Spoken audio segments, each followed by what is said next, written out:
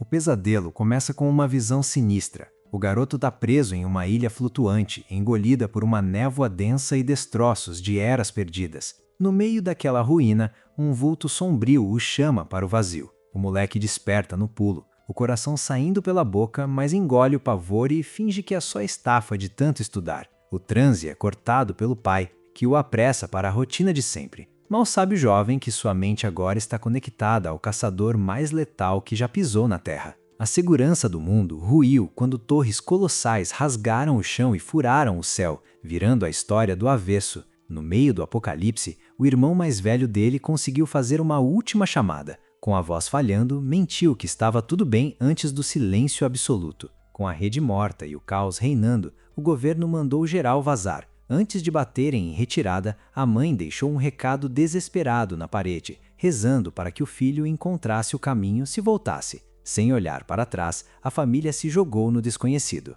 A rota de fuga era um corredor direto para o abismo. Pelo caminho, blindados do exército passavam moídos, com o aço rasgado como se fosse papel por garras brutais. O destino final era um abrigo imundo e decrépito, onde o cheiro de desistência e o silêncio dos derrotados tomavam conta de tudo. Nesse buraco, o esgoto humano transbordou. Um covarde tentou arrancar a comida de uma criança, soltando a desculpa suja de que o estômago de um menino aguentava mais o tranco. O pequeno estava acuado, mas o pai do protagonista não deixou barato. O agressor tentou peitar o coroa, mandando ele baixar a bola e partindo para a violência. A resposta veio como um trovão, um chute certeiro que jogou o bandido no chão. Humilhado, o ladrão rastejou para longe jurando vingança enquanto o pão era entregue de volta. A tensão subiu ao máximo quando o garoto notou que aquele verme era o mesmo sujeito que o perseguia na escola. Antes de qualquer acerto de contas, um oficial do exército brotou aos berros ordenando a saída imediata.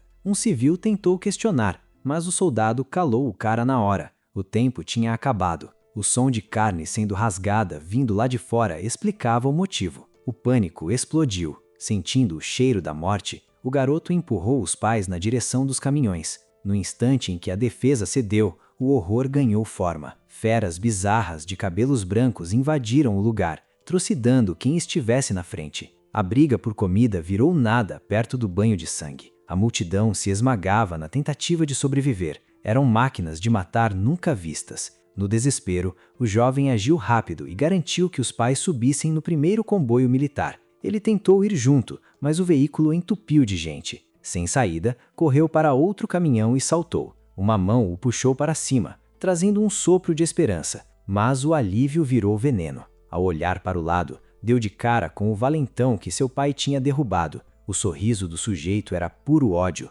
Sem dar um pio, o agressor empurrou o garoto para fora do caminhão a toda velocidade. O moleque atingiu o chão com força, sendo pisoteado pela massa em fuga. Ali, jogado na lama, o futuro parecia se apagar de vez. Mas o instinto de sobrevivência gritou mais alto. Ao abrir os olhos no meio da carnificina, o garoto deu de cara com algo impossível, um pé cristalino e translúcido parado bem na sua frente. Aquilo não era deste mundo. A entidade que o perseguia nos pesadelos se materializou ali mesmo. O velho sinistro repetiu aquela frase macabra sobre o abismo e, num estalo, a realidade foi para o espaço. O caos da fuga sumiu, dando lugar a um silêncio sufocante, quebrado apenas pelo som metálico de algo afiado raspando o chão. Ao erguer a cabeça, o jovem viu um goblin pronto para o abate. O pavor deu lugar a uma fúria cega. As torres, a traição no caminhão, o velho misterioso, tudo virou combustível para uma sede de sangue incontrolável. A regra era clara: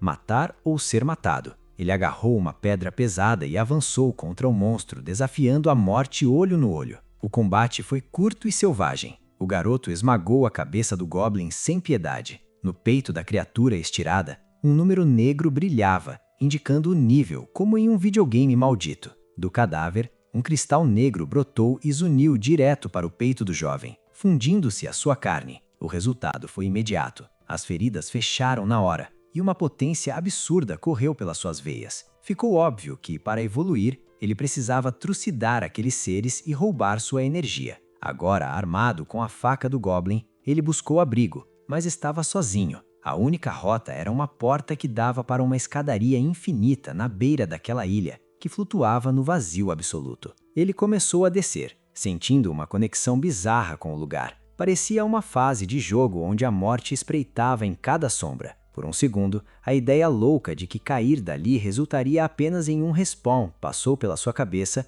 enquanto mergulhava no desconhecido. Mas ninguém ali estava a fim de testar se a vida tinha botão de continuar. Ao chegar no topo da escadaria, o cenário mudou. O céu aberto deu lugar a uma sala com paredes ancestrais, ruídas pelo tempo. Do nada, uma chama solitária se acendeu no centro, revelando uma passagem logo atrás. Perto dali, uma lápide de pedra trazia inscrições estranhas. Mesmo sem conhecer o idioma, as palavras ecoaram nítidas na mente. A liberdade custava o preço de coletar os fragmentos dos portadores. O garoto sorriu. Se o caminho para fora era na base da caça, ele já tinha um plano. E pela primeira vez, uma ponta de esperança. A confiança transbordou. Se o primeiro bicho caiu fácil, os outros seriam só questão de tempo. Mas ao empurrar a porta de pedra, o gelo subiu pela espinha. As leis daquele abismo eram brutas e exatas. O primeiro andar era um aquecimento com bichos nível 1. Daí para frente, o jogo dobrava. A área, a horda de inimigos e a brutalidade. Os fragmentos para avançar só caíam dos monstros numerados. Quanto mais alto o nível, mais o bicho era uma máquina de destruição.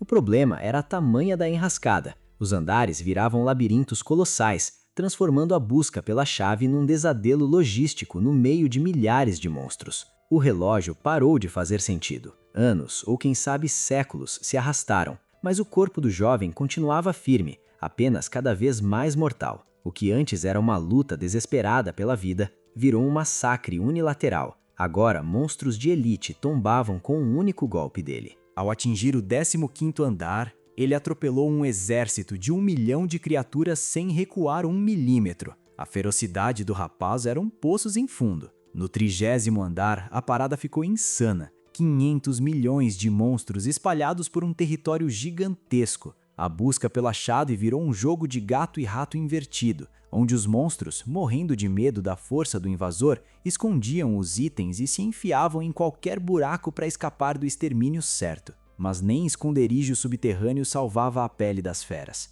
A caçada era implacável e a limpeza total. Com uma determinação que já tinha virado loucura, o cara chegou ao 99º andar, onde mais de 2 bilhões de monstros infestavam o lugar. Diante daquela horda absurda, ele só deu risada. Se a chave para a liberdade não aparecia por bem, a solução era simples: passar o rodo em tudo que tivesse pulso. Até dragões colossais, os donos do céu, viravam montanhas de ossos em segundos. O tempo ali era uma mentira. 500 anos se passaram, marcados apenas em cicatrizes e riscos nas paredes. O desgaste mental era devastador. O rosto dos pais já era um vulto borrado na memória, e a chance de achá-los vivos era quase zero. Mas a obsessão de sair daquele inferno era a única coisa que impedia sua mente de quebrar. Ele virou uma divindade do combate, um ser sem rivais no abismo, mas a saída parecia uma piada de mau gosto, só ilhas infinitas e rio de sangue. Enquanto ele vivia essa carnificina eterna, o mundo lá fora foi pro vinagre. Torres gigantescas brotaram na terra, cuspindo monstros que dizimaram a humanidade no chamado Dia do Julgamento.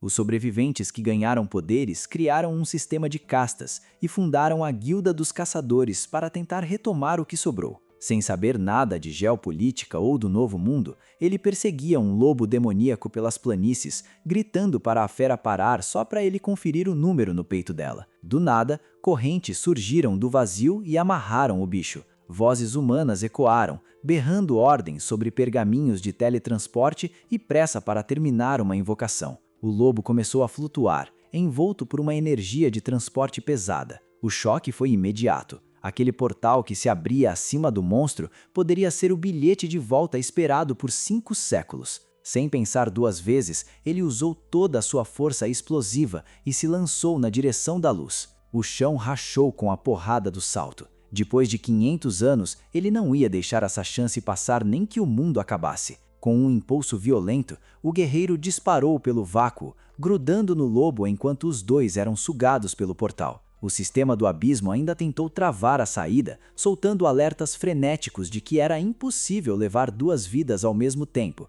mas ele ignorou o aviso. Agarrou a fera com mãos de aço, recusando-se a ficar naquele buraco. Enquanto isso, no mundo real, o clima era de execução. Uma caçadora estava encurralada por mercenários de olho no pergaminho de nível 60. O líder do bando, um bárbaro nível 38, exibia um sorriso sádico enquanto a ameaçava. Ela tentou falar das leis do sistema que proibiam briga entre jogadores, mas só recebeu gargalhadas. Para aqueles lixos, as regras eram apenas sugestões. O bárbaro ergueu o machado, latindo que poutaria os braços e pernas da garota se ela entregasse o item valioso. Mas ela já tinha fechado a conta. Se era para cair, seria atirando. Com o rosto sujo de lágrimas e ódio, ela sacou o pergaminho e deu início ao ritual proibido. O pavor trocou de lado na hora. Os mercenários sacaram que ela estava forçando uma invocação de elite e avançaram no desespero para cortar o feitiço no meio. O líder do bando liberou uma descarga elétrica brutal,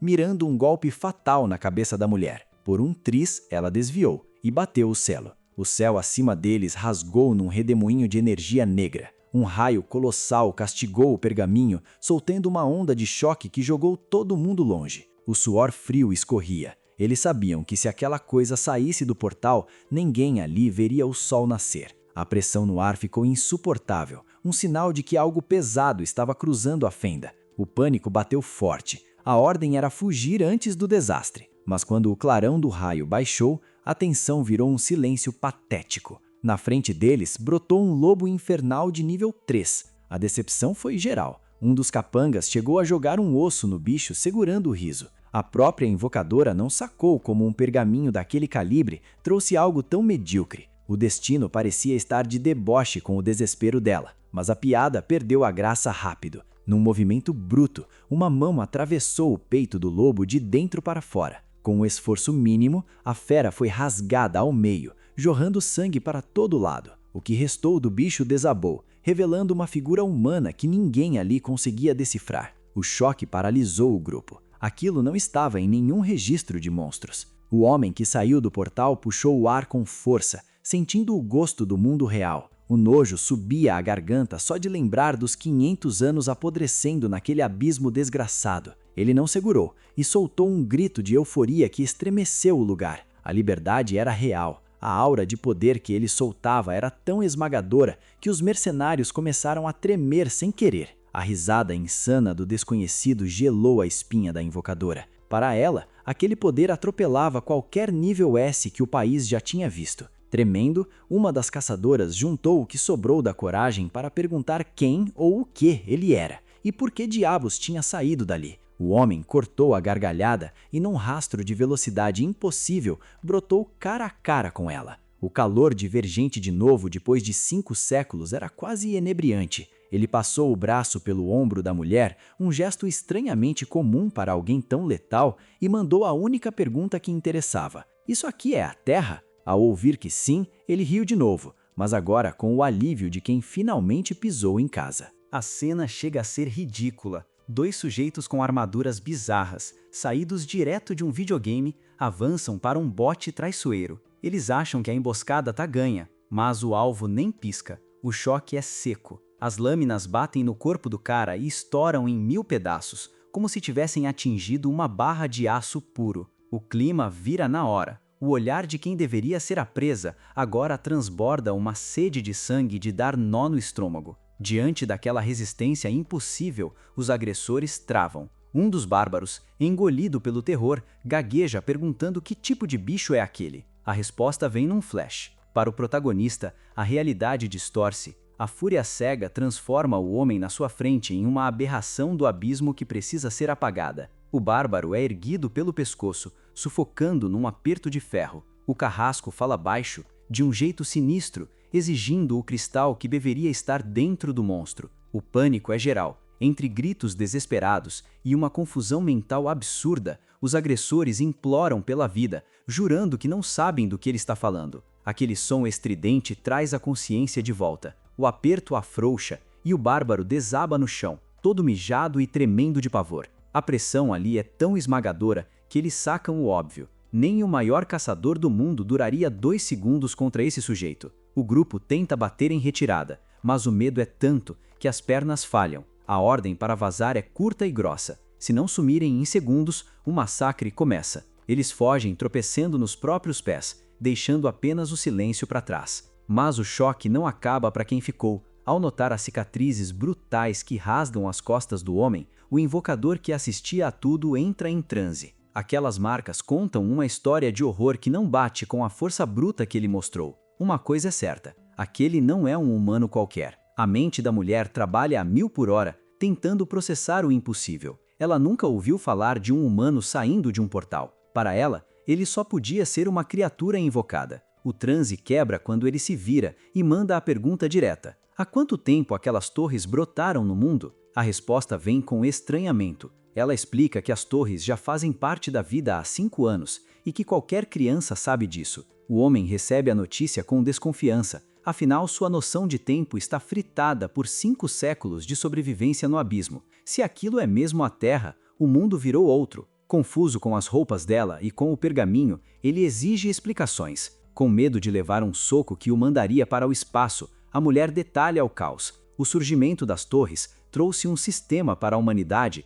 mas o preço foi sangue. 1/3 das cidades do planeta virou pó. Ela mostra os registros provando que a 5ª cidade foi varrida por invasões. Ao reconhecer o lugar como sua casa, o homem é atingido por um choque de ansiedade. Sem perder tempo, ele a agarra pelo braço, exigindo notícias da cidade S. A resposta é pesada. O lugar virou um deserto de ruínas, mesmo com reforços pesados tentando segurar a onda. A urgência toma conta dele. Assim que descobre a direção, ele não apenas corre, ele explode em movimento, rasgando o caminho. Sua partida é um borrão, um rastro de velocidade que os olhos humanos mal conseguem acompanhar. A mulher fica para trás, em choque. Se fosse uma fera invocada, ele não teria vontade própria. Ela sabe que precisa relatar o surgimento desse estranho à sua irmã imediatamente. Enquanto isso, longe dali, o bárbaro ainda está em frangalhos, sendo carregado pelos comparsas. Mas o breve alívio da fuga é interrompido por uma nova presença opressora no ar. O azar do grupo parece não ter fim. Antes mesmo de processarem o encontro anterior, uma silhueta sinistra bloqueia o caminho, emanando uma energia sombria que congela o sangue. O terror é imediato. Eles percebem que trombaram com outro monstro em forma de gente. A pressão que vem daquele manto escuro deixa claro que não existe a menor chance de resistência. Sem o menor sinal de empatia, a figura dá um ultimato. Eles têm exatamente 3 segundos para revelar o paradeiro do alvo. O bárbaro, já no limite do psicológico, sequer consegue reagir à sequência de azar. Antes que o tempo acabe, o carrasco perde a paciência. Com um simples movimento de mão, os 4 caçadores são desintegrados, transformando-se instantaneamente em uma névoa vermelha que paira no ar. O assassino lamenta com sarcasmo o fim do tempo de Yon L, enquanto as notificações de morte começam a pipocar no sistema. O grupo eliminado não era qualquer um. Eram membros de elite da guilda Rugido do Tigre. A notícia chega rápido à sede da guilda. Em um escritório luxuoso, uma subordinada relata o sumiço dos sinais vitais dos guerreiros de nível mestre e o desaparecimento do pergaminho de invocação. O líder, mantendo uma calma aparente que esconde uma fúria vulcânica, estraçalha a taça de vinho entre os dedos. A incompetência de perder para uma invocadora de nível baixo o irrita, mas um detalhe o deixa em alerta: o fato de todos terem sido apagados ao mesmo tempo. No cenário atual, poucos teriam poder para um massacre instantâneo assim. Litei, um sacerdote da tempestade de nível 118, não aceita desaforo. Ele ordena uma varredura imediata para caçar quem ousou tocar em seus homens. Se o inimigo for bucha de canhão, a ordem é execução sumária. Do alto de seu escritório, ele observa a cidade com a arrogância de quem domina o topo, mas sua confiança vacila ao notar algo impossível cruzando o céu. Um rastro de energia carregado por um homem de cabelos brancos. O instinto de um Rank S não falha. O cheiro de sangue que emana daquela figura é sufocante, algo que Litei nunca sentiu antes. Ele entra em alerta máximo. Na Coreia, ninguém age fora do radar da guilda. O que mais o intriga é a rota do desconhecido. O sujeito está voando direto para uma zona de exclusão, um lugar onde a morte é certa, devido a uma invasão de escala catastrófica coordenada por forças ocultas. A torre, que ficou em silêncio por 5 anos, finalmente despertou, e o caos está apenas começando. Enquanto a guilda se mobiliza, o protagonista rasga os céus, e em apenas 10 minutos atinge o perímetro da cidade S. O pouso é pesado sobre um telhado em ruínas. A visão é de um cenário pós-apocalíptico. Hordas de feras aladas dominam o ar e o que sobrou das ruas é puro escombro. O lugar que ele chamava de casa foi varrido do mapa. O contraste temporal martela sua mente. Foram 500 anos de tortura no abismo para que apenas 5 passassem aqui fora. A esperança de seus pais ainda respirem acende uma chama de alívio, mas a imagem do inferno na terra,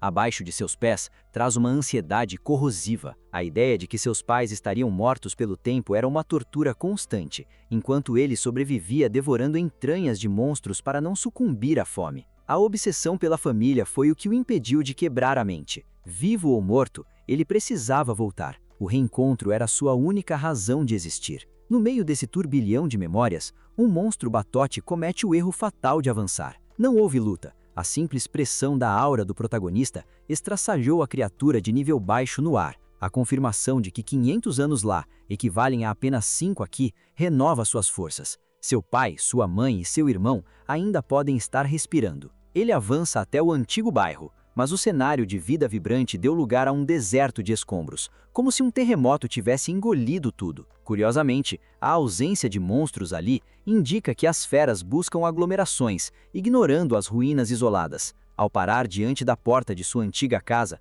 o coração dispara. O nervosismo é tanto que, ao tentar entrar, a estrutura já castigada cede e a porta se quebra sob o toque. O interior da casa é banhado por uma luz solar que só acentua a solidão daquela figura imponente e desolada. O silêncio confirma o que ele já temia: não há ninguém. Mesmo assim, o lugar exala lembranças de uma vida feliz. Vasculhando os cômodos, ele encontra algo que faz o tempo parar: um bilhete sobre a mesa. Ao ler as palavras deixadas pelos pais, a emoção transborda. Eles nunca aceitaram sua morte e mantiveram cada pertence seu exatamente no lugar, esperando, contra todas as expectativas, pelo seu retorno. A esperança da família era inabalável. Eles tinham certeza de que o reencontro aconteceria e deixaram tudo pronto, desde roupas de vários tamanhos até os estilos que o protagonista mais gostava. Ao ler aquelas palavras, a emoção transbordou. Era impossível acreditar que eles tinham arriscado a própria segurança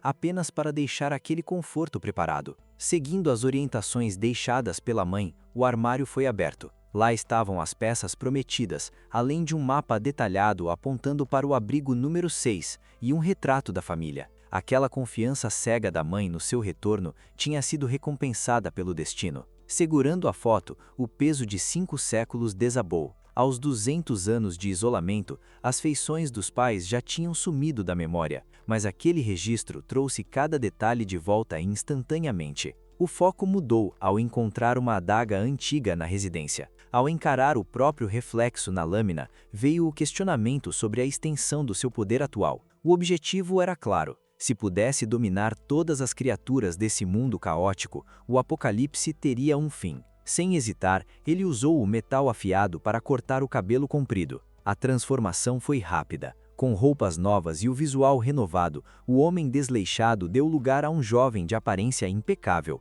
marcado apenas por uma cicatriz no rosto. O cabelo cortado ficou para trás como um símbolo do passado enterrado. Era o início de uma nova trajetória para recuperar os 5 anos perdidos, desde que o mundo colapsou. O destino era o abrigo número 6, localizado a leste. No entanto, o cenário era de devastação total, e as estradas antigas não passavam de escombros. Para quem sobreviveu aos terrenos impossíveis do abismo, aquele bloqueio era insignificante. Se as rotas convencionais não existiam mais, ele criaria a sua própria. Com um impulso explosivo, ele saltou para o ar, avançando em alta velocidade por cima das ruínas em direção ao seu objetivo. A marcha em direção ao abrigo número 6 ficou ainda mais agressiva. No caminho, uma fera voadora gigante tentou a sorte, lançando garras mortais para interceptar o trajeto. O erro foi fatal. Com um movimento quase imperceptível dos dedos, o protagonista partiu o monstro ao meio. Para ele, aquela criatura de nível baixo era apenas um estorvo implorando para morrer. O avanço era frenético.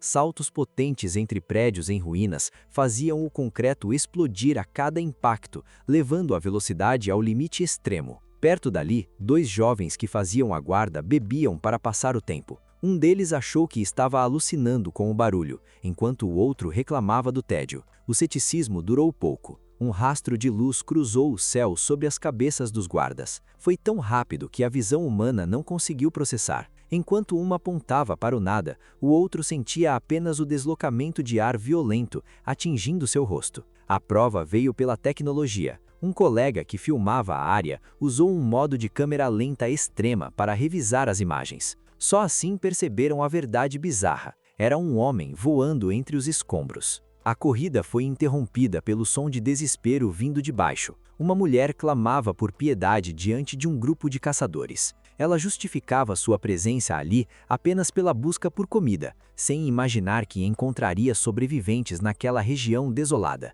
A reação dos homens foi imediata e sombria. O líder do bando, tomado pelo desejo, tentou disfarçar as intenções dizendo que eram boas pessoas, mas o cinismo era evidente. O olhar predatório entregava que o destino daquela mulher estava em perigo nas mãos de quem não conhecia a palavra bondade. O líder dos caçadores tentava manter um tom amigável, prometendo cuidar da jovem enquanto ela recuava, paralisada pelo pavor. Ele insistia que não faria mal, mas sua expressão entregava uma malícia nojenta. O momento de tensão foi interrompido por um estalo seco. O som da madeira cedendo sob os pés de quem acabara de chegar. A escória humana continuava a mesma, mesmo depois de tanto tempo. Do alto, o protagonista observava o trio com um olhar carregado de sede de sangue. O caçador, confuso e irritado, exigiu que o invasor aparecesse, ameaçando quem quer que estivesse tentando bancar o herói. Como resposta, os dois capangas do bando,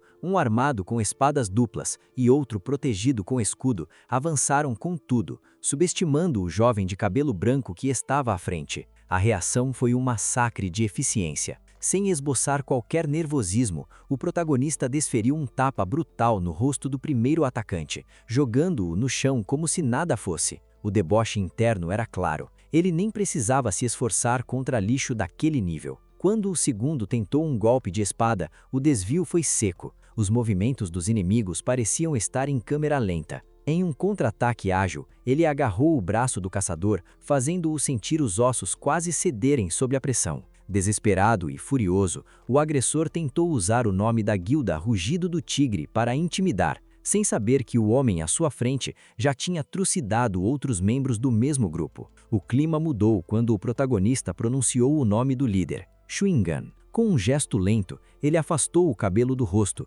revelando a cicatriz e a identidade que o tempo não apagou. A pergunta foi direta e mortal. Como ele poderia ter esquecido o rosto de quem tentou destruir pessoalmente há 5 anos? O passado estava ali, cobrando a conta. O choque foi total. Chewingun travou, sem conseguir processar que Sho Yukido estava parado bem na sua frente. O terror foi tão grande que ele começou a rastejar pelos escombros, balbuciando que aquilo era impossível, enquanto tentava inutilmente se afastar. Cada recuo desesperado do covarde era respondido com um passo calmo e intimidador do protagonista. As perguntas de Chewingun, carregadas de pânico, sobre como ele ainda estava vivo, foram recebidas com um riso seco. Sem pressa, a mão do Vingador se fechou no pescoço do inimigo, erguendo-o do chão como se não pesasse nada. A lembrança do crime de 5 anos atrás estava viva, o empurrão para fora do caminhão que selou o destino de Yukido,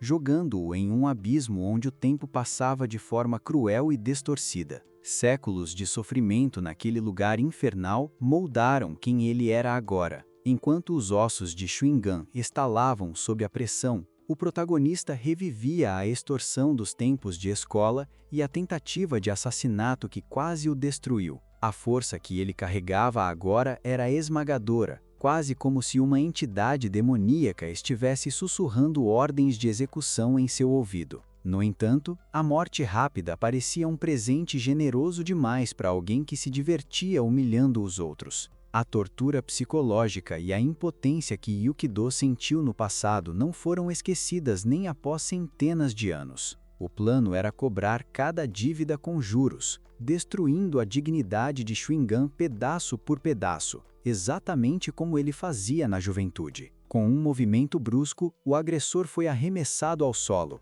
ofegando desesperadamente em busca de oxigênio. Ele sentiu o gosto da morte por um instante, sem saber que o pior ainda estava por vir. O tempo no abismo tinha mudado a essência de Yukido. tornando-o algo muito próximo das criaturas sombrias que ele enfrentou por tanto tempo. A caça estava apenas começando. O protagonista não podia se deixar corromper totalmente pela escuridão do abismo, mas aquele verme diante dele era um caso perdido. Além do histórico de bullying, Chewingun acabara de tentar atacar uma mulher indefesa. Diante de tantas vítimas acumuladas, a decisão foi tomada. Ele seria neutralizado de vez. Chewingun mal conseguia respirar, sem entender que seu destino estava selado. O acerto de contas era pelos 2 anos de inferno escolar, e por cada covardia, como a vez em que ele espancou um garoto por um pedaço de pão. O ultimato foi dado. Seriam 4 golpes. Se sobrevivesse, estaria livre. Agarrado a uma esperança vã, o caçador tentou ameaçar, dizendo que a guilda viria atrás de quem o matasse. O aviso foi ignorado com desprezo. Nenhum membro daquela organização era páreo para o que o protagonista se tornara. O primeiro soco veio em seguida. Mesmo sem usar toda a força, o impacto foi devastador, afundando o peito do agressor contra os escombros. O segundo e o terceiro golpes vieram em sequência, deixando os comparsas de Chewingun em estado de choque enquanto o sangue jorrava. Eram ataques carregados de anos de repressão e vingança. O vilão, agora um farrapo humano, implorou pela morte, pois seu corpo já estava completamente arruinado pelos impactos. A ordem foi curta: levante-se. O acordo previa 4 golpes, e o último ainda estava por vir. Ignorando as lamentações, o protagonista esmagou a cabeça do inimigo contra o chão com o pé. Aquele era o preço final por cada humilhação e por cada estilhaço de dignidade que Chewingun havia roubado no passado. Com um estrondo, a dívida foi quitada. O impacto é brutal. O crânio de Chewingun cede sob o peso do pé do protagonista, transformando-se em destroços contra o solo. A promessa foi mantida. 4 golpes foram desferidos, e a dívida técnica está paga. Chewingun agora é um farrapo humano, mergulhado em uma agonia que cega e paralisa cada fibra do seu ser. Com o corpo mutilado e os sentidos apagados, ele é uma sombra do que foi. A ordem para os comparsas é curta e grossa: levem o sujeito para um hospital. Se ele morrer, os 2 serão os próximos a ocupar o caixão. O aviso final fica no ar: se ele ousar aparecer novamente, a surra será diária. Sem perder tempo, o motor ronca e o veículo arranca em alta velocidade. O destino é o abrigo número 6. Cada segundo conta, e a vida dos pais dele está na linha de fogo. Enquanto isso, na zona tampão da cidade S, o clima é de tédio e tensão. 3 soldados preferiam o conforto das muralhas ao perigo do campo aberto. O tenente Lei Han-jun surge para cortar a conversa fiada, exigindo atenção total. Ele sabe que as bestas não avisam quando atacam. Um subordinado tenta tranquilizar o clima, alegando que monstros da Zona X raramente cruzam aquele setor. O erro é fatal. No instante em que a frase termina, um tentáculo surge do nada, envolvendo os soldados com uma força esmagadora. Antes que o pânico se instale, um dos homens já é um cadáver. A ameaça se revela: um Kraken Spawn, nível 45. Protegido por uma carapaça blindada. O tenente grita ordens para manterem a formação e descarregarem as armas, sabendo que qualquer sinal de hesitação resultará em massacre. O tiroteio começa, mas o metal das balas parece inútil contra a carapaça da criatura. As balas ricocheteiam na carapaça da fera sem causar um arranhão. O monstro observa os soldados com um brilho sádico nos olhos, saboreando o terror que emana deles. O pânico se espalha como fogo. O abismo de poder entre os homens e a criatura é nítido. Ficar ali parado é aceitar a execução. Com um urro que faz a terra tremer, o monstro salta, projetando uma sombra colossal que esmaga o moral dos combatentes. O tenente Lei grita para que todos se espalhem, tentando evitar um massacre total, mas o medo travou as pernas de seus subordinados. No topo do salto, a besta mergulha. Uma única investida de suas garras e outro soldado é reduzido a nada. No meio do caos, um combatente decide que não morrerá em vão. Ele avança com um pacote de explosivos colado ao corpo, berrando para os outros recuarem enquanto parte para uma missão suicida. Os companheiros tentam ajudar, criando uma barreira de fogo para distrair o inimigo. Sob a chuva de chumbo, a besta desacelera, permitindo que o soldado alcance seu corpo blindado. Ele procura freneticamente uma brecha na armadura para detonar a carga e levar a abominação para o inferno. De repente, o cenário muda. O Kraken interrompe o ataque de forma abrupta. O que era fúria nos olhos do monstro se transforma em puro pavor. O soldado, que já aceitava o fim, fica paralisado diante da hesitação da fera. Um silêncio tenso é quebrado por estalos sinistros vindos de dentro da própria besta. O massacre iminente foi interrompido por algo que nem os soldados, nem a própria criatura parecem compreender. O choque é geral. O predador virou presa. Até o capitão do esquadrão está em choque. O terror nos olhos do monstro é inexplicável para os militares. Eles não conseguem entender o que poderia assustar um predador daquele calibre. Aproveitando a brecha, o soldado heróico faz sua jogada final. Ele arremessa a carga explosiva diretamente contra os olhos da fera. O impacto gera uma detonação avassaladora, envolvendo o Kraken em uma coluna de fogo e fumaça. A esperança dura pouco. Quando o fogo baixa, a besta ressurge intacta. Seus tentáculos funcionaram como um escudo impenetrável para seu único ponto fraco, os olhos. O monstro avança lentamente, com as veias oculares saltando em fúria, encurralando o soldado que tentou explodi-lo. O homem está paralisado, vendo que nem sua vida foi suficiente para arranhar a criatura. Os outros soldados já bateram em retirada, deixando o companheiro à mercê da morte. É nesse momento que a cena muda drasticamente. O protagonista surge como um relâmpago, surgindo do nada, no centro da batalha. Sem cerimônia ou esforço aparente, ele esmaga o olho da besta com um golpe seco. O monstro, que parecia uma divindade invencível segundos atrás, desaba morto instantaneamente. O silêncio que se segue é sepulcral. O soldado e o tenente assistem à cena em transe, processando a realidade. O ruído de medo que a besta fazia era o aviso da chegada desse homem. O protagonista se levanta com um olhar frio, transbordando uma sede de sangue que intimida até os aliados. Ele ignora o cadáver colossal e foca nos militares. É a oportunidade ideal para descobrir o caminho para o abrigo número 6. O tenente Lee Han-jun está em estado de negação. Matar um monstro blindado com um soco exige um poder destrutivo que rompe a escala S, algo que ele nunca testemunhou. Ele tenta usar sua habilidade de análise para identificar o desconhecido, mas o sistema falha brutalmente. A perícia é bloqueada, provando que o nível de quem está à sua frente está além de qualquer compreensão. O abismo é vasto demais. O sistema do tenente simplesmente nega o acesso, algo inédito em sua carreira. Ele está nesse novo mundo há horas, tentando entender as regras básicas, mas sua habilidade especial, que drena anos de sua própria vida a cada uso, falha miseravelmente diante do estranho. O protagonista ignora o choque alheio, sentindo apenas o peso de olhares curiosos sobre si enquanto caminha calmamente até os militares. A pergunta é direta: onde fica o abrigo número 6? O soldado, ainda trêmulo, responde que o destino está a 10 quilômetros ao norte, mas o caminho exige cruzar a temida Zona X. A confusão aumenta. O termo é novo. O militar explica que a Zona X é o epicentro das hordas, o lugar onde monstros se aglomeram e caçadores travam batalhas sangrentas para conter o avanço das feras. Enquanto a conversa flui, o protagonista ouve os outros soldados comemorando o saque de itens raros. No abismo, cristais negros eram a recompensa, mas descobrir que o mundo real agora funciona como um jogo, derrubando tesouros ao matar monstros, é uma surpresa conveniente. Sem noção exata do próprio patamar após sair da escuridão,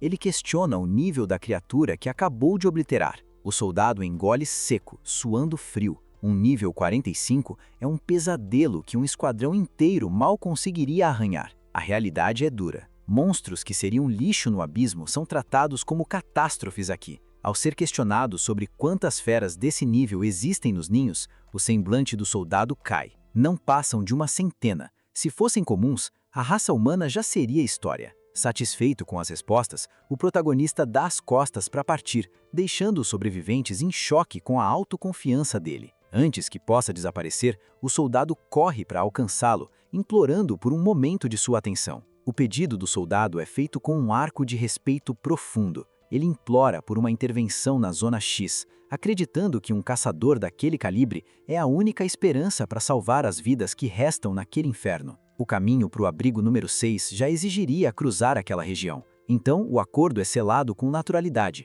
As feras que estiverem no trajeto serão varridas do mapa. O objetivo é simples: avançar eliminando qualquer obstáculo biológico que cruzar o caminho. 10 minutos se passam. No acampamento militar da retárgua, o tenente Lei Han-jun desperta do estado de choque provocado pelo esforço mental anterior. Seus subordinados comemoram o retorno do oficial, que só recobrou os sentidos tão rápido graças aos medicamentos de alta tecnologia e aos recursos deixados pela besta abatida. A primeira preocupação do tenente, no entanto, não é com sua saúde, mas sim com o paradeiro do homem que o salvou. Ao saber que o desconhecido seguiu ao norte, o oficial sente uma pontada de dor na cabeça, mas o raciocínio rápido logo dispara um sinal de alerta. Ele exige que o soldado repita a informação. O destino é o abrigo 6 e o caminho escolhido é o coração da Zona X. O soldado confirma, ressaltando que o caçador parecia caminhar para o centro da horda com a mesma tranquilidade de quem faz um passeio rotineiro. A frustração atinge o tenente em cheio.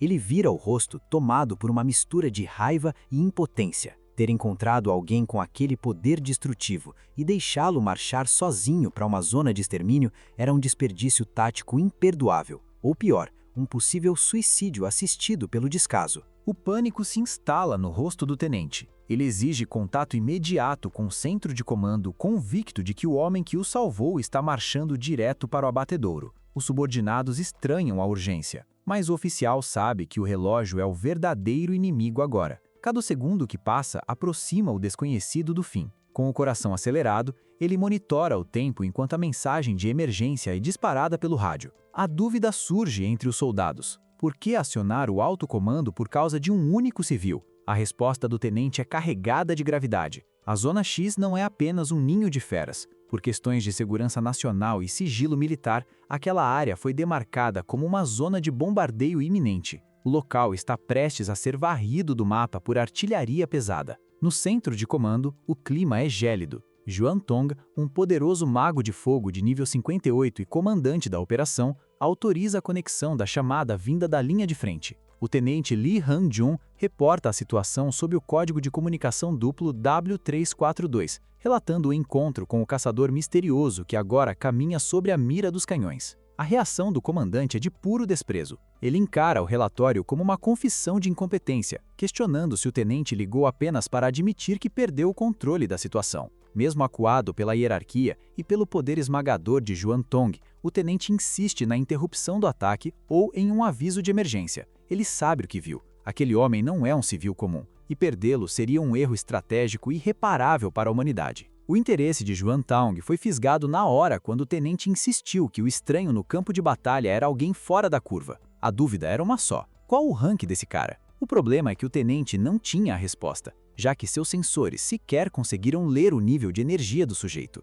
Isso foi o bastante para Juan Tong quase ter um ataque de riso. Ele não conseguia acreditar que um oficial de alta patente estava quebrando o protocolo por causa de um desconhecido qualquer que invadiu a zona de bombardeio. Para ele, pedir um alerta de emergência nessas condições era uma piada de mau gosto. A mulher ao lado não perdeu a chance de tripudiar, afirmando com desprezo que o tal caçador viraria pó antes mesmo de qualquer mensagem ser enviada. Os dois começaram um verdadeiro show de deboche, questionando a inteligência do tenente e tratando a vida do invasor como algo irrelevante. O papo seguiu em tom de fofoca, com eles criticando a postura dos subordinados alheios e jogando a responsabilidade de qualquer falha na operação diretamente nas costas de Park Soo-jin. O clima era de pura pressão psicológica. Enquanto isso, Park Soo-jin analisava a situação em silêncio. Para ela, Juan Tong era apenas um brutamonte sem cérebro que só ocupava aquele cargo por influência política, não por mérito. Ela olhou para o tenente, um homem que ela mesma treinou e que sempre foi brilhante.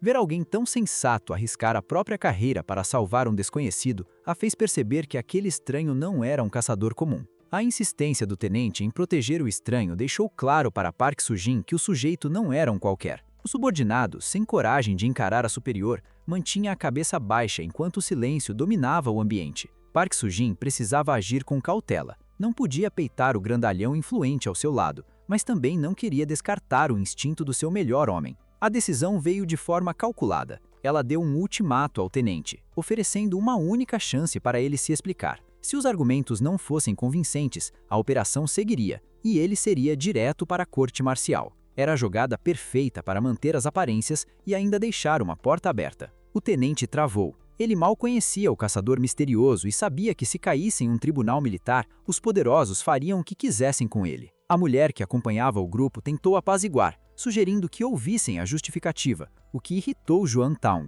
Mesmo furioso, ele não ousou bater de frente com Park Soo-jin, já que ela era uma Rank S. Toda a frustração de Juan Taung explodiu em cima do subordinado, exigindo uma explicação imediata. Sem saída, o tenente soltou a bomba. O desconhecido tinha aniquilado um filhote de Kraken nível 45 com um único ataque. O clima pesou. Park Soo-jin ficou em choque, pois um feito desses colocaria o desconhecido no patamar de um Rank A Elite ou até um Rank S militar. Se ele fosse do exército, o resgate era obrigatório. Mas Juan Taung cortou o raciocínio na hora, alegando ser impossível já que todos os Rank S conhecidos estavam em missões oficiais. Para ele, o cara era só um fora da lei. Mesmo desconfiada, Park Soo-jin questionou a falha na leitura de dados. Como um oficial de percepção não conseguia medir o nível de alguém? Aquilo não fazia sentido. A confusão tomou conta do tenente quando Park Soo-jin exigiu respostas. Ele explicou que, ao tentar usar sua habilidade de percepção no estranho, o sistema simplesmente não respondeu. Pior, ele sentiu um impacto mental tão violento que quase perdeu os sentidos. Isso deixou a comandante em choque, já que o subordinado conseguia ler até os dados dela, mesmo sendo uma Rank S. A conclusão era óbvia e assustadora. O desconhecido tinha um nível de poder tão absurdo que bloqueava qualquer tentativa de análise. O tenente reforçou que, se não tivesse ficado atordoado com o contra-ataque mental, jamais teria deixado o sujeito entrar na linha de fogo. Nesse momento, até o arrogante Juan Taung perdeu a fala. Se o nível dele era invisível, ele estava, no mínimo, acima do level 100. O silêncio no centro de comando ficou pesado, interrompido apenas pelo som nervoso de Juan Taeyong batendo os dedos na cadeira. Apesar do impacto da notícia, ele não queria ceder. Para ele, o poder de um único caçador não era motivo suficiente para melar todo o plano militar. Logo em seguida, o comandante Xu Yang-woo, um mago de nível 44, reforçou o coro. Ele argumentou que não poderiam jogar meses de planejamento no lixo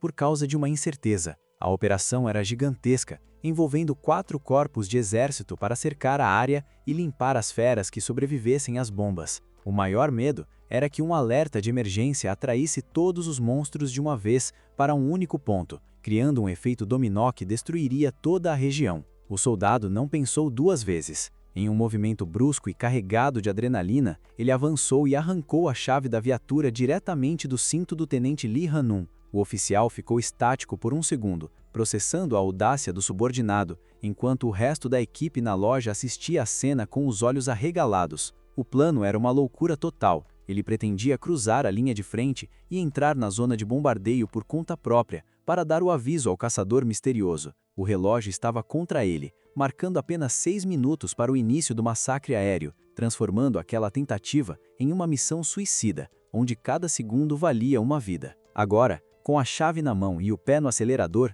o soldado inicia uma corrida desesperada. O terreno é perigoso e o bombardeio iminente promete transformar tudo em cinzas em instantes. Ele sabe que as chances de sucesso eram mínimas e que, se falhasse, morreria junto com o estranho. Mesmo assim, a ideia de deixar um caçador daquele nível ser descartado como lixo era algo que ele não conseguia aceitar, partindo rumo ao caos sob o olhar atônito de seu superior. O motor ronca alto enquanto o recruta invade o veículo, ignorando qualquer protocolo. No entanto, o superior apenas abaixa a aba do boné, o olhar fixo no horizonte. Ele decide deixar o jovem seguir. Se não fosse o soldado, ele mesmo teria ido. Agora, resta apenas torcer para que a coragem não seja em vão e que o tolo retorne inteiro. O relógio é o pior inimigo. Faltam menos de 5 minutos para o bombardeio começar. O carro voa pela estrada, mas parece lento demais para o que está em jogo. O rapaz ainda não faz ideia, mas salvar o alvo dessa missão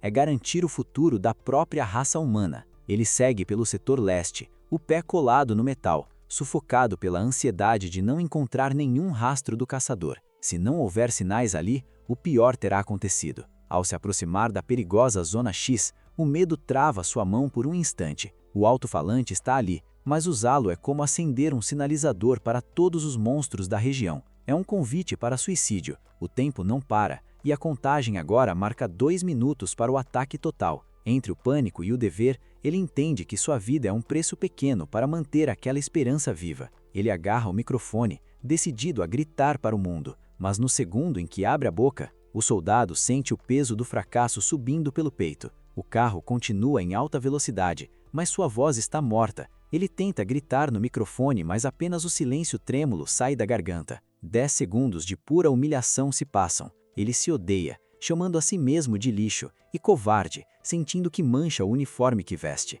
Mas o paradoxo é claro: se o medo da morte fosse maior que seu dever, ele jamais cruzaria aquela fronteira. Ele busca fôlego no fundo da alma, força os músculos do rosto e finalmente rompe o bloqueio com um grito desesperado que reverbera pelos alto-falantes. Ele se identifica como o recruta que o caçador misterioso ajudou e solta o aviso crucial: a área se tornará um inferno em instantes. O exército não conseguiu barrar a operação de bombardeio e o fogo cairá do céu. O aviso é um apelo desesperado para que ele fuja ou morrerá na explosão. Nos escombros da cidade, o caçador estanca o passo ao ouvir o eco daquelas palavras. Ele observa o vazio ao redor e a ficha cai. A ausência de outros caçadores não era coincidência. Era um aviso de evacuação que ele perdeu. Ele aperta os mustos, sentindo os ossos estalarem. Embora as garras dos monstros não o assustem, ele desconhece o limite da tecnologia militar humana. O calor extremo de uma ogiva é um risco que nem mesmo seu corpo pode garantir que suportará sem danos severos. O caçador começa a se deslocar como um vulto, seguindo o rastro sonoro. Ele não aceita a ideia de deixar aquele garoto que atravessou o inferno apenas para avisá-lo virar cinzas.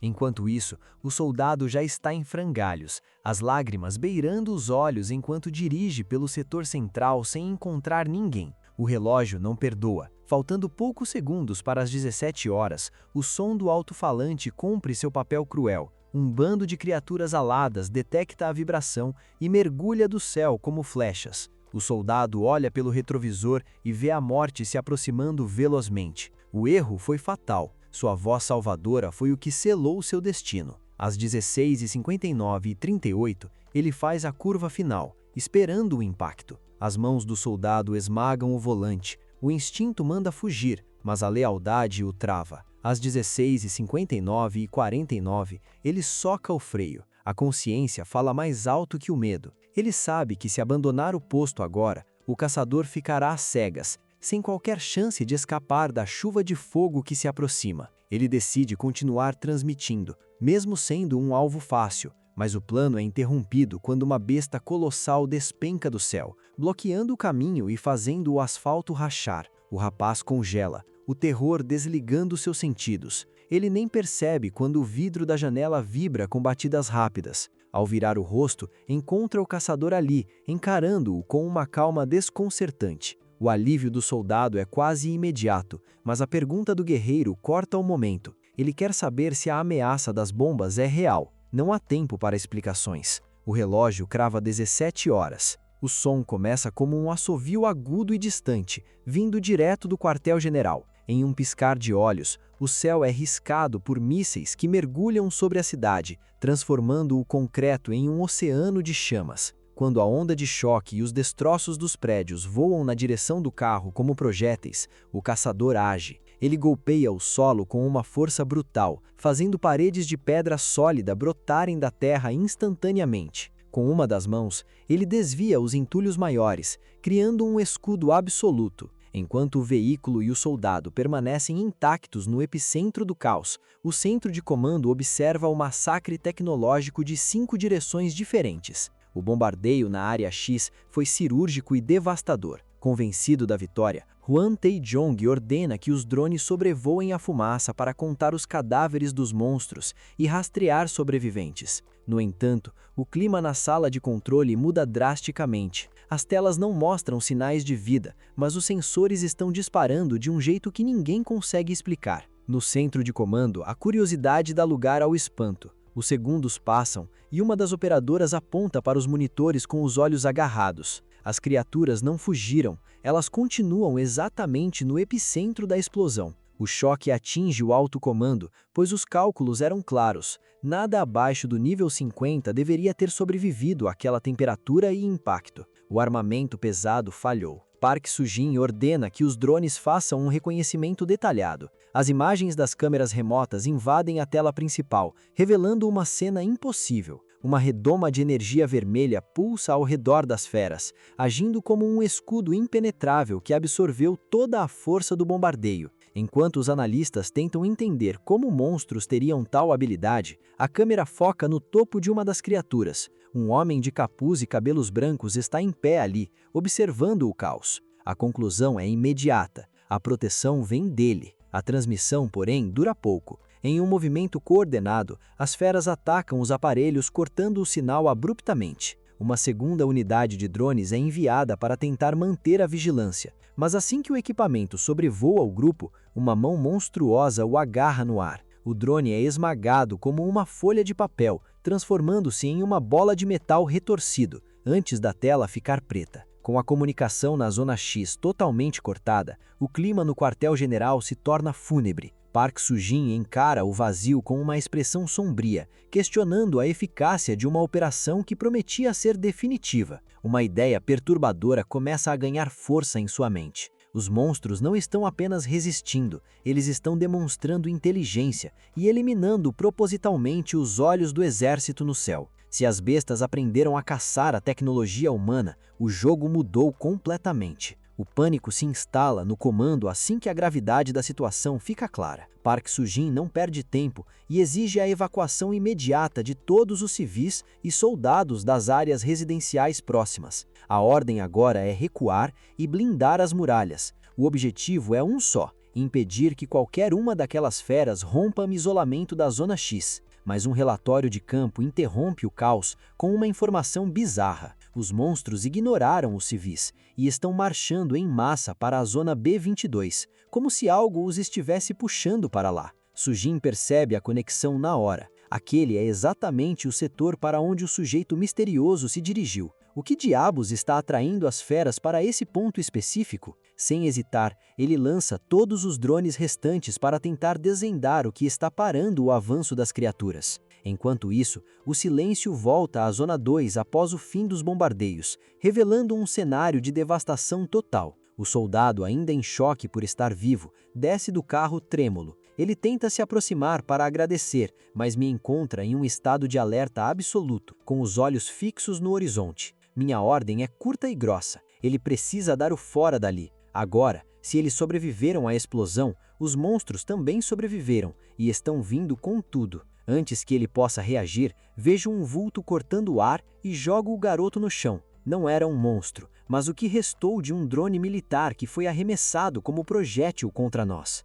O recruta mal consegue processar a cena. A ideia de monstros coordenando ataques contra a tecnologia é algo que nunca aconteceu. Eu aviso para guardar o espanto, pois o pior está logo acima. No horizonte, centenas de feras avançam em formação lenta e assustadora, algo nunca visto antes. O coração do soldado despenca ao perceber que eles não estão apenas vagando, eles estão caçando em exército. Mas a desistência não é uma opção para todos. Enquanto o soldado se entrega, recebe um aviso seco para não desanimar. Se explosivos falharam, a solução agora é o combate direto, brutal e eficiente. A ordem é clara. O soldado deve se enfiar no jipe e torcer para as chapas de aço aguentarem o tranco. O contra-ataque começa com um salto explosivo. Cada passo esmaga a resistência inimiga, abrindo um rastro de destruição em direção ao objetivo principal, a criatura colossal que carrega uma figura misteriosa nos ombros. Um monstro de nível 60 tenta interceptar o avanço com um martelo de ferro massivo. O impacto, que deveria ser fatal, é interrompido por uma única mão. O bloqueio é seco, ridicularizando a tentativa de agressão. Sem perder o ritmo, o Brutamontes é erguido e arremessado contra o solo com uma força que faz a terra tremer. O caminho está livre para o alvo real. A figura sombria em cima do monstro líder exala uma energia sinistra. Ao perceber a aproximação, a criatura ergue um escudo pesado, mas a defesa é inútil. Um soco carregado com força total atinge o centro da proteção. O impacto é tão violento que a estrutura explode e a cabeça do monstro nível 60 é reduzida a uma névoa de sangue e destroços. A carnificina limpa a visão. Frente a frente com a figura enigmática, surge um calafrio. O sujeito não emite sinal de vida, nem energia, nem presença. É um vazio absoluto. Sem o contato visual direto, seria impossível detectar que algo ou alguém estava realmente ali. O clima pesou. A aura desse sujeito não tem nada a ver com as feras comuns. O nível aqui é outro. Com uma calma irritante, o estranho solta que finalmente o encontro aconteceu.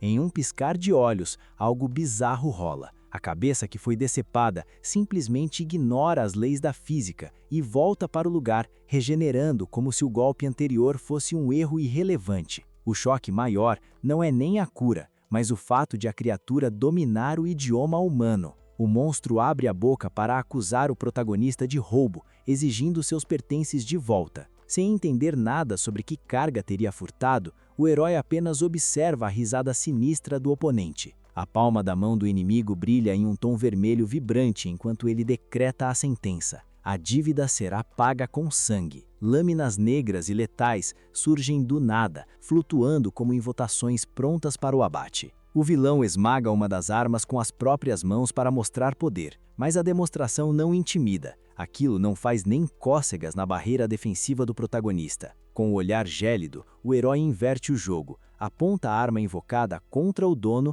e exige que ele mostre a cara por baixo do manto. A luta explode quando uma besta gigantesca avança, tentando esmagar o ombro do protagonista com um golpe bruto. No meio do caos, um detalhe chama a atenção. Um drone paira no ar, registrando tudo. É tecnologia humana. Alguém está assistindo de longe. O herói bloqueia o impacto da mão gigante com facilidade e parte para o contra-ataque, disparando na direção do homem de capuz. Ele avisa que se o plano é matá-lo, é bom parar de brincar, pois até agora nada foi eficiente. O encapuzado parece não levar o perigo a sério, o que gera um deboche interno no protagonista. Depois de reinar por 5 séculos como o topo da cadeia alimentar no abismo, ser subestimado logo no primeiro dia de volta à Terra é quase uma piada. No instante seguinte, o combate escala. O ataque que deveria ser o fim da linha para o inimigo atravessa apenas o ar. O sujeito se dissolve como névoa, escapando de um golpe certeiro,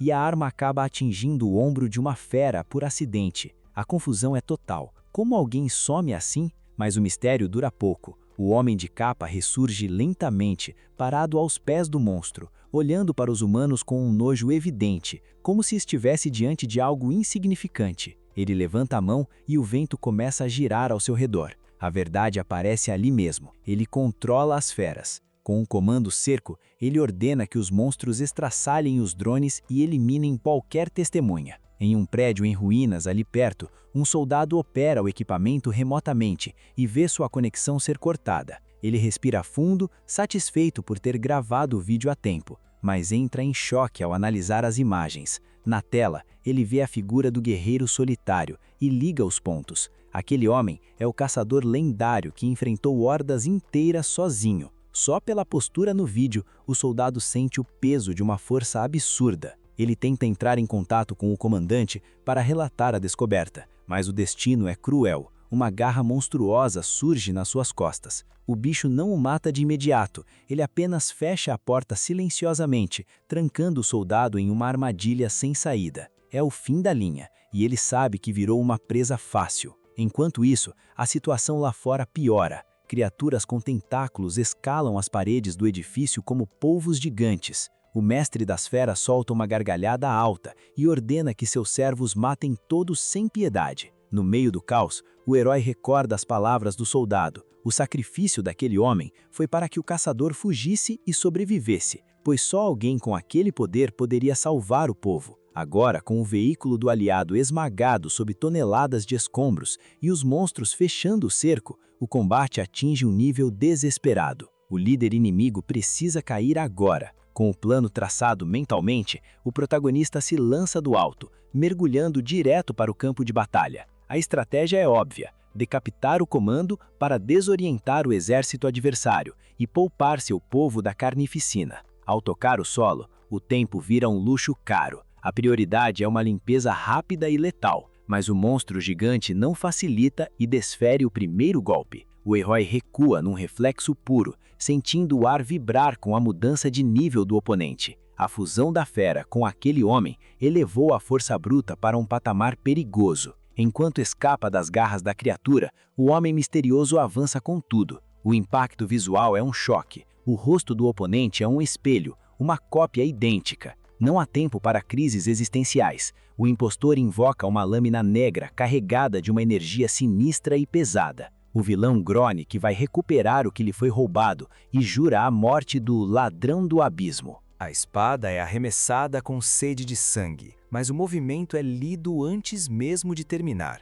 Em um contra-ataque cirúrgico, o protagonista atinge o pulso do rival com um soco seco. O impacto desarma o adversário, e num movimento contínuo, a espada negra muda de dono. Sem hesitar, o herói assume a postura de execução. O impostor trava, o terror estampado na cara ao ver a própria arma vindo em sua direção. O golpe é rápido, um corte que deveria ser fatal, mas a lâmina atravessa o ar. O inimigo usa uma técnica bizarra, tornando o próprio corpo intangível para anular o dano. O protagonista recua um passo, analisando aquele truque desconhecido, enquanto se prepara para o próximo round. A energia que emana daquela lâmina não engana. O rastro familiar confirma a suspeita. A espada está carregada com o poder do abismo. Encontrar algo desse nível na superfície da Terra é uma sorte inesperada, um verdadeiro tesouro caído do céu. Do outro lado, o ódio transborda.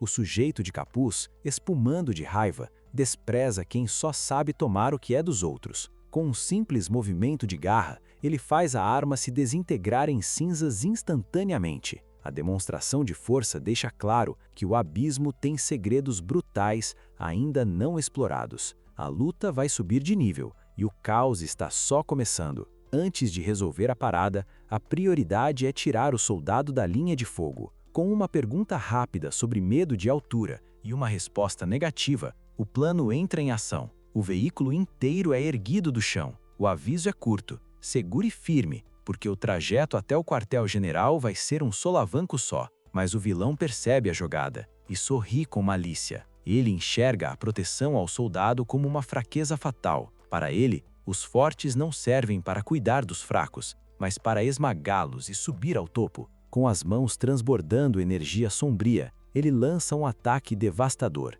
Uma esfera negra persegue o alvo com uma persistência implacável. Fugir é inútil. O impacto é inevitável se nada for feito. A decisão é imediata. O veículo é colocado de volta no chão, com cuidado. A fuga fica para depois. O objetivo agora é destruir aquela ameaça no ar. Em um salto explosivo, o contra-ataque começa com força total concentrada em um único ponto. O impacto que deveria ter pulverizado a esfera negra simplesmente não aconteceu. O soco atravessou o ar, revelando que o alvo era apenas uma ilusão de fumaça. A verdadeira ameaça estava oculta logo atrás, esperando o momento certo. Enquanto o ataque real se revelava, o grito desesperado do soldado lá embaixo sinalizou o desastre. Foi uma distração perfeita. Dividido entre dois alvos, o herói viu o veículo ser completamente dominado pela energia do homem encapuzado em questão de segundos. O comando foi gritado com urgência: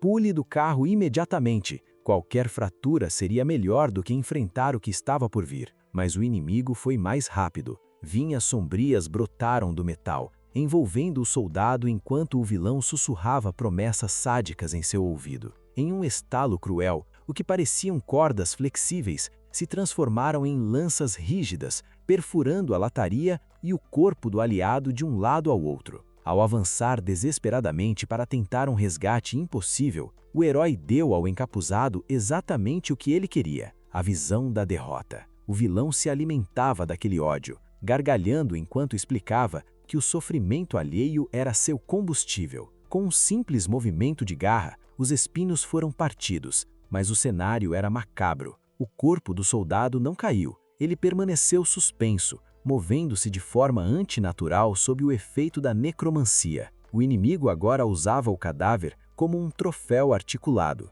O homem de capuz se vangloriava, prometendo que faria o herói assistir à morte de cada pessoa importante em sua vida, saboreando cada segundo desse tormento. Ele só não contava que aquele sadismo despertaria algo profundo. A visão do corpo sendo profanado trouxe de volta memórias amargas de humilhações passadas, de tempos de escola onde sua dignidade também era alvo de piada. A fúria atingiu o ponto de ebulição. Com poucas palavras, o ultimato foi dado. Apenas um deles sairia vivo daquele campo de batalha. O vilão, achando graça da seriedade da ameaça, desdenhou do clichê e partiu para a ofensiva final, lançando uma saraivada massiva de rochas para esmagar qualquer resistência que ainda restasse. Uma chuva de lâminas afiadas é disparada contra o alvo, mas o herói sequer se move para desviar. Ele aceita os cortes propositalmente, sentindo o metal atingir o corpo apenas para provar que aqueles ataques superficiais não o derrubariam.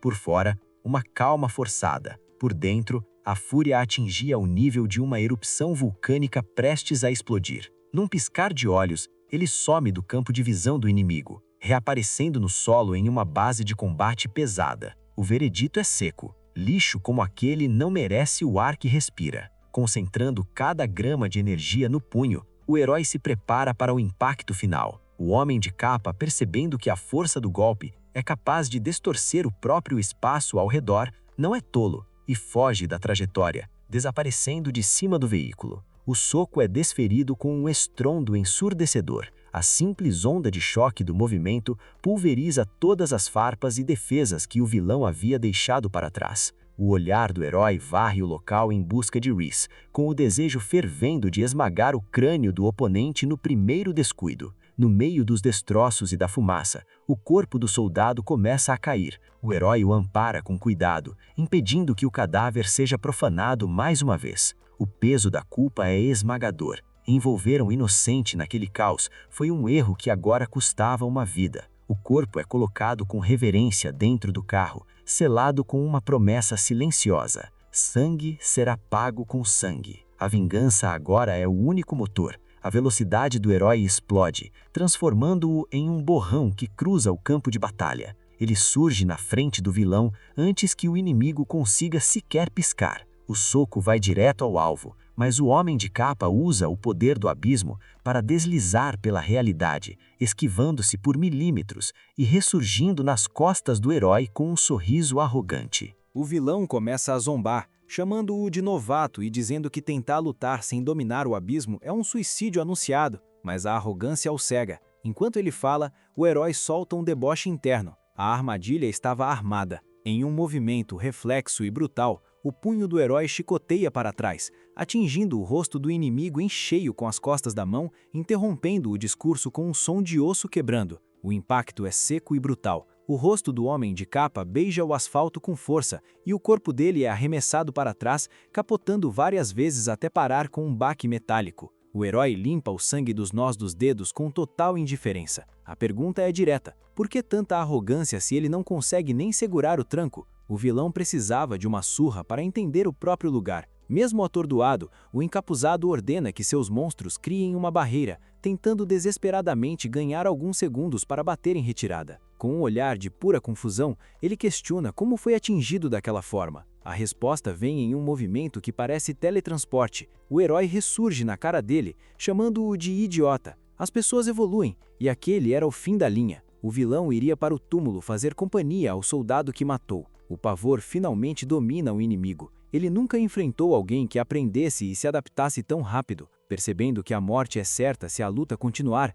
ele escala o ombro de uma das criaturas, tentando uma fuga aérea. Mas o herói não dá trégua. Em um salto explosivo, ele alcança a mesma altura, bloqueando a saída. Matar um aliado e sair ileso não era uma opção. O vilão demonstra ser liso, saltando de volta para o chão em uma manobra desesperada. O herói, no entanto, mantém o olhar de predador fixo na presa. Ele quer ver como o covarde vai se esquivar do que vem a seguir. Dessa vez, o contra-ataque é carregado com o próprio poder do abismo. O golpe desce como um meteoro, desintegrando o corpo do monstro que servia de escudo. A regeneração da criatura começa a agir, tentando colar os pedaços decepados, mas o herói antecipa o movimento. Ele crava as mãos na carne exposta e, em um ato de força bruta, arranca toda a energia abissal que sustentava o monstro. Sem a fonte de poder, a besta murcha e definha instantaneamente diante de seus olhos aterrorizados. Sem mais obstáculos, o herói volta a saltar, caçando o homem encapuzado que tenta fugir entre os destroços.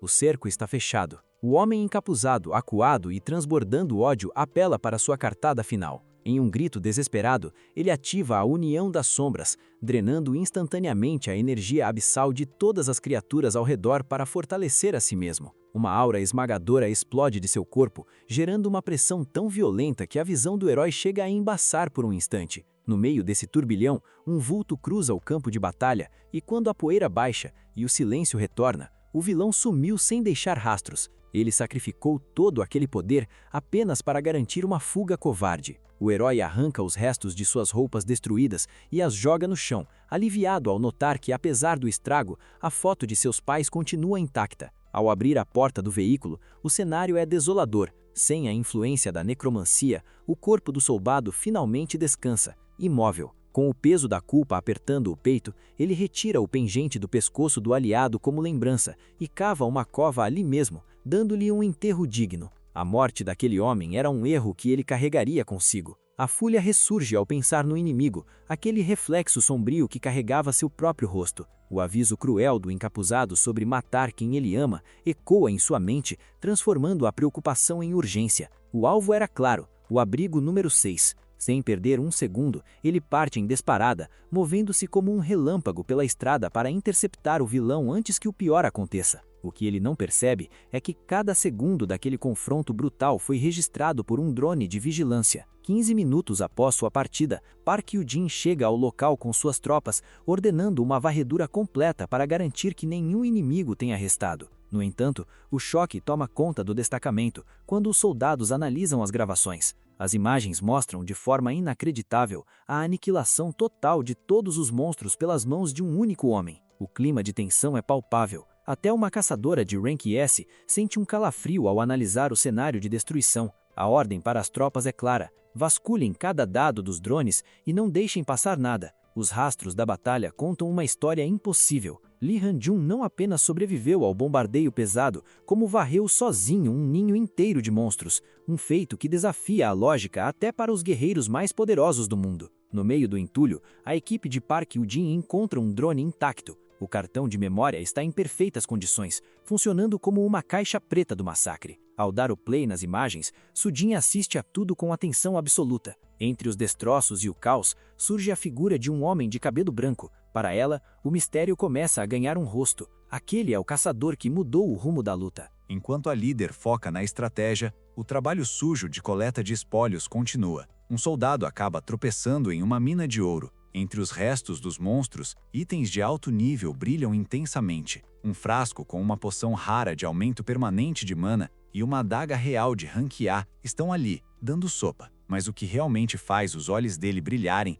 é uma caixa dourada de conteúdo desconhecido, um item tão raro que o sistema sequer consegue ler as informações. A ganância fala mais alto. Quando um colega se aproxima e pergunta sobre o que ele achou, o soldado esconde tudo contra o peito e mente na cara dura. Ele só não contava com um superior surgindo de repente com uma risada irônica. O homem percebe na hora que a caixa dourada é um item único, provavelmente derrubado pelo líder dos monstros. O clima pesa. O superior lembra, com um sorriso sarcástico, que desviar propriedade militar é um crime gravíssimo. Contra a parede, e temendo ser denunciado, o soldado tenta uma última cartada, uma divisão silenciosa dos tesouros. Se ele cair, o outro não leva nada. O acordo é selado com um olhar cúmplice, e o homem escolhe a misteriosa caixa dourada sem pensar duas vezes, selando o pacto de silêncio sobre o que realmente aconteceu naquele campo de batalha. O impasse entre os soldados termina na base da chantagem. O subordinado tenta resistir, argumentando que a caixa dourada guarda um artefato lendário, mas o superior não dá margem para a negociação. Com a mão pesada no ombro do recruta, ele faz a ameaça direta. Ou escolhe primeiro, ou o caso vira denúncia oficial. Sem saída, o soldado entrega o item. Ao segurar o prêmio, o homem exibe um sorriso sinistro, celebrando a conquista do que ele chama de relicário de marionetes. Enquanto isso, a corrida termina. O abrigo número 6 surge no horizonte, cercado por uma vigilância pesada e artilharia de prontidão. O movimento de pessoas parece comum, o que indica que o lugar está seguro contra investidas recentes de monstros. A estrutura sugere a presença de guardiões de alto nível, embora algo pareça estranho. Ao tentar entrar, a mente continua fixa no homem encapuzado. A ausência de uma aura poderosa por perto é inquietante, já que sem protetores fortes, aquele refúgio teria virado pó há muito tempo. No meio do caminho, um sujeito de chapéu cônico bloqueia a passagem. O encontro é bizarro. O homem age como se estivesse perdido ou fosse cego, mas o herói percebe que ele está ali com um propósito específico. O desconhecido comenta sobre o cheiro forte de sangue vindo do mundo exterior, recebendo uma resposta seca e impaciente. O tempo é curto para papo furado. O estranho propõe um negócio, sacando um maço de notas para comprar informações sobre o que acontece lá fora. O acordo é aceito, mas com uma condição: o herói quer saber quem ele é de verdade. A fachada de monge formal não convence. O disfarce de impostor cai rápido. O homem ri, admitindo que a vestimenta é apenas um hobby, assim como a venda que cobre seus olhos. Ao baixar o protetor, ele revela olhos permanentemente fechados, alegando um problema de visão recente. Entretanto, o tom muda. O monge admite que, mesmo sem enxergar, consegue sentir a luz esmagadora e perigosa que emana do herói. A máscara de inocência cai dos dois lados. Nenhum deles é tão simples quanto aparenta.